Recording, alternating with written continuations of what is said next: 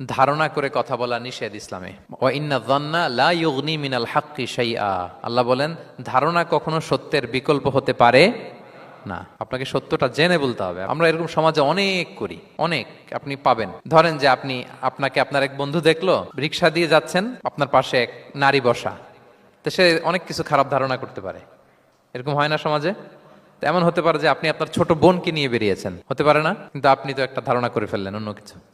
বা আপনার ভাগ্নিকে নিয়ে বের হয়েছেন, আপনার আপন খালাকে নিয়ে বেরিয়েছেন কোনো কাজে, ডাক্তারের কাছে বা কিছু একটা হতে পারে। কিন্তু তাকে দেখেই আমি এদিক সেদিক বলতে আরম্ভ করলাম যে ওকে তো দেখছি এরকম এরকম এরকম। আছে না নাই? আমাদের সমাজে আমি দেখেছি যে কারো যদি ঠোঁট কালো হয় তো মানুষ ধারণা করে নেয় লোকটা মনে হয় সিগারেট খায়। কিন্তু সিগারেট সেবন করা ছাড়াও কারো ঠোঁট কালো হতে পারে কি পারে না বলেন? এই যে এগুলো সমাজে প্রচলিত। বিয়ে করার পর পর ইমিডিয়েট যদি কেউ একটা গাড়ি কিনে বা হুন্ডা কিনে, এটা কি বলে বলেন তো?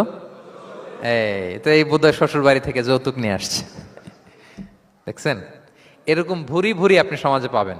আন্দাজে ধারণার উপরে আমরা অনেক কথা বলে ফেলি, কিন্তু নিশ্চিত না হয়ে আপনি কোনো কমেন্টসে যেতে পারবেন না, এটা একেবারে নিশ্চিত।